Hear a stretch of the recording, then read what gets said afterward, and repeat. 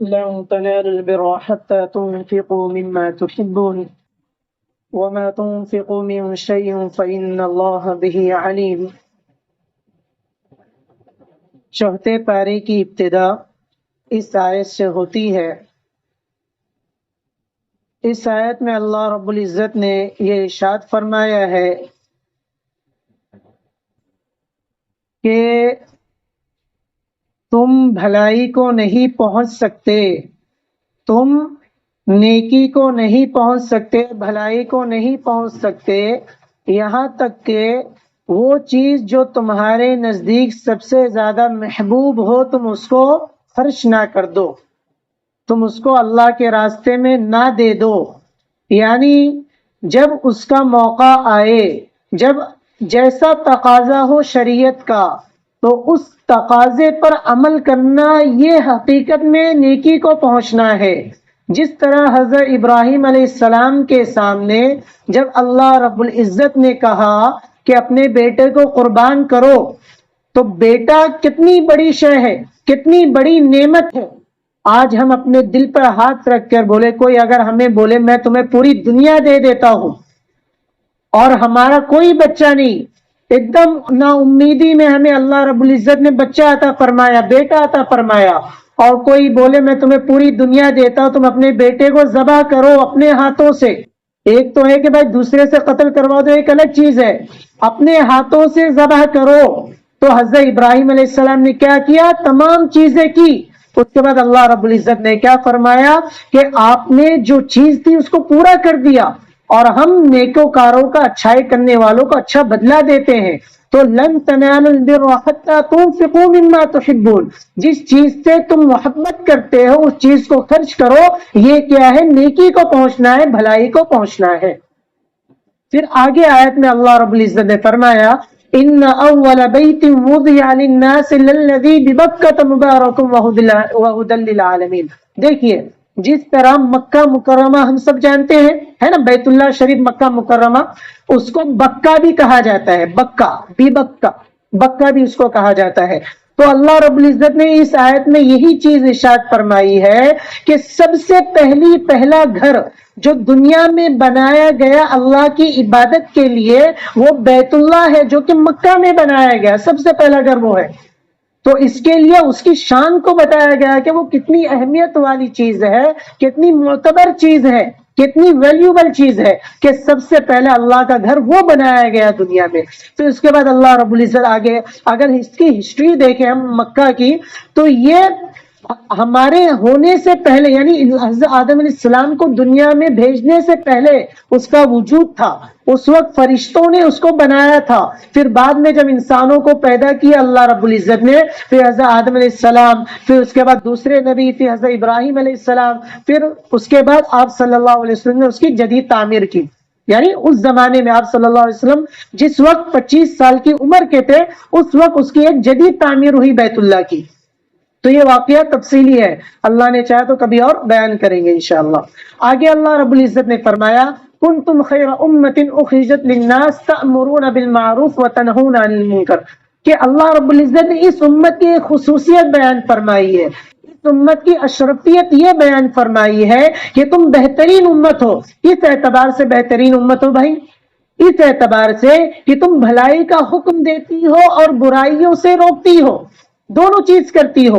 بنو اسرائیل میں جو عذاب آیا وہ یہ تھا کہ وہ انہوں نے ایک بار بھلائی کا حکم دیا، اس کے بعد وہ چھوڑ دیے، اس کے بعد ان کے ساتھ کھانا پینا اٹھنا بیٹھنا جیسی زندگی تھی ویسی چلتی رہی، انہوں نے اس پر کچھ غور فکر نہیں کی۔ لیکن اللہ نے اس امت کی جو فضیلت رکھی وہ اس بنا پر کہ تم نیکی کا حکم کرتے ہو اور برائی سے روکتے ہو، یہ اس امت کی خصوصیت ہے میرے محترم۔ اور جس کسی میں یہ چیز آئے گی، مان لیجئے اگر ہم کو کسی کو روکنا ہے کسی گناہ سے یا کسی نیک کام پر اس کو آمادہ کرنا ہے، تو سب سے پہلے ہم کیا فکر کریں گے؟ اپنی فکر کریں گے۔ کیوں؟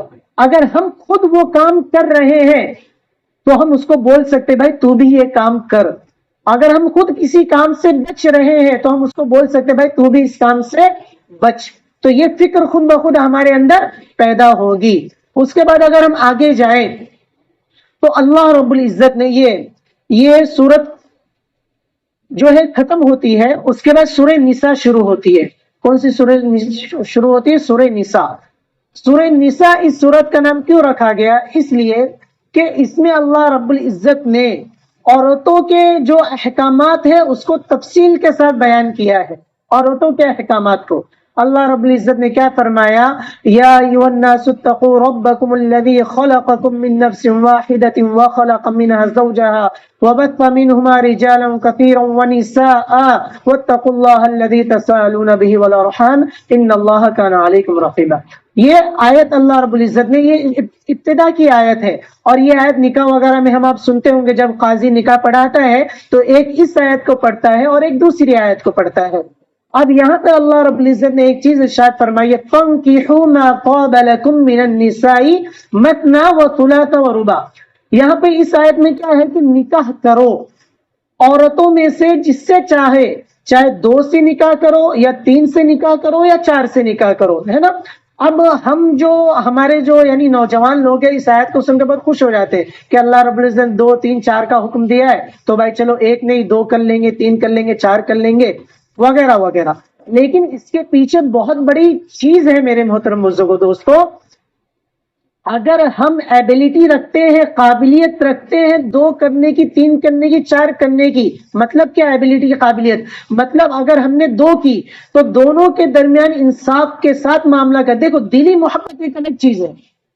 دلی محبت کسی بچوں سے بھی ہوتی ہے، 4 بچے ہیں، کسی سے زیادہ محبت ہوتی ہے، کسی سے کم محبت ہوتی ہے، تو دلی محبت ایک الگ چیز ہے. لیکن جہاں معاشی چیز آئے، جہاں انصاف کرنے والی چیز ہے، آپ کو وہاں پر برابر انصاف کرنا ہے. اگر اس کے لیے ایک کلنگڑ لے کر آئے تو اس کے لیے بھی ایک کلنگڑ لے کر آؤ. اس کو آپ نے ایک گھر میں رکایا ہے تو اس کو بھی ایک گھر میں رکاؤ. اس کو 2 جوڑے کپڑے نئے دیے تو اس کو بھی 2 جوڑے کپڑے نئے دو. یہ تمام چیز اگر آپ انصاف کے ساتھ کر سکتے ہو، اگر اس کو آپ 3 رات دیتے ہیں اس کے بعد 3 رات گزارتے ہیں تو اس کے پاس بھی آپ کو 3 رات گزارنا ہے. اگر یہ تمام چیزیں آپ کر سکتے ہیں تب ہے یہ حکم فانکحوا ما طاب لکم من النساء مثنی وثلاث ورباع کہ 2 سے کرنا ہے 2 سے کرو، 3 سے کرنا ہے 3 سے کرو، 4 سے کرنا ہے 4 سے کرو. مگر کیا چاروں کو ایکول رکھو، چاروں میں انصاف کے ساتھ فیصلہ کرو، ورنہ کیا ہوگا تم ظلم کرنے والوں میں شمار ہو جاؤ گے. تو یہ بہت ضروری چیز ہے. اس کے بعد اللہ رب العزت نے میراث کی چیز کو بیان فرمایا، یوصیکم اللہ فی اولادکم للذکر مثل حظ الانثیین، کہ ابتدا میں کیا ہے کہ مرد کو 2 حصہ ملے گا، عورت کو 1 حصہ ملے گا. یہ پوری تفصیل ہے، میراث کی تفصیل ہے کہ ماں کو 8واں حصہ ملے گا، باپ کے یہ اولاد کے ہوتے ہوئے کیا حکم ہے، اولاد کے نہ ہونے پر کیا حکم ہے وغیرہ وغیرہ. پھر اس کے بعد اللہ رب العزت نے جو 4 پارے کی آخر آیت ہے، حرمت علیکم امہاتکم وبناتکم، اس آیت میں اللہ رب العزت نے اس چیز کو ارشاد فرمایا ہے کہ تم کس عورتوں سے نکاح کر سکتے، کن عورتوں سے نکاح کر سکتے ہو اور کن عورتوں سے نکاح نہیں کر سکتے. تو دیکھیں 3 رشتہ جو ہے ہم ان سے نکاح نہیں کر سکتے، یعنی 3 عورتوں سے اگر ہمارا رشتہ ہو تو ہم اس سے نکاح نہیں کر سکتے.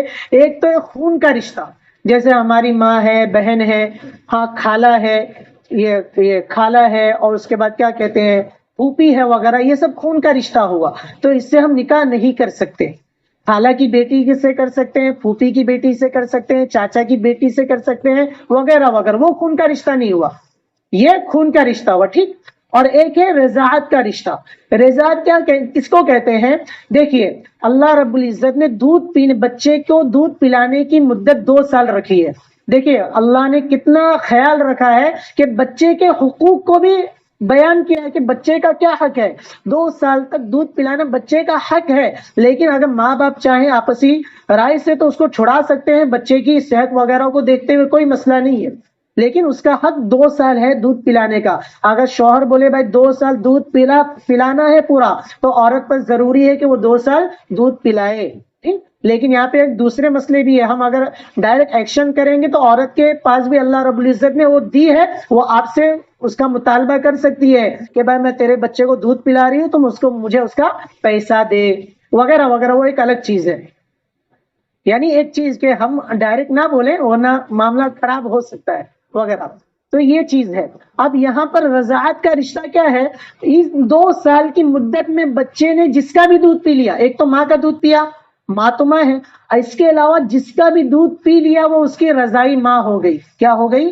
رضائی ماں. تو جس طرح اپنی ماں سے، اپنی بہن سے یعنی ماں سے، اور ماں کے بچے اور بھی ان سے نکاح نہیں کر سکتا، اس طرح اپنی رضائی ماں اور ان کے بچوں سے بھی نکاح نہیں کر سکتا ہے. اب رضائی ماں کی جو بہن ہے اس سے بھی نکاح نہیں کر سکتا ہے، وغیرہ وغیرہ. یعنی جس طرح اپنے ماں باپ کے رشتہ دار ہو جاتے ہیں کہ ان سے نکاح نہیں کر سکتا، اس طرح رضائی ماں کے بھی رشتہ دار سے نکاح نہیں کر. ایک اور تیسری ہے حرمت مساہرت.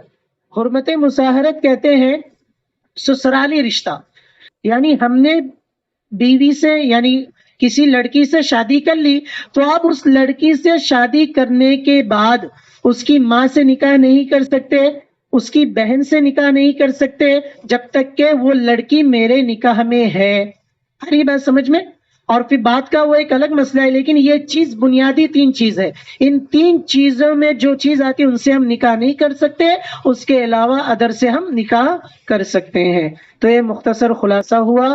اگر کوئی چیز نہ سمجھ میں آئے تو بعد میں کبھی بھی موقع ملے آپ مجھ سے اس سے تفصیل کے ساتھ دریافت کر سکتے ہیں، پوچھ سکتے ہیں بھائی کیا ہے کیا نہیں انشاءاللہ. ٹھیک ہے.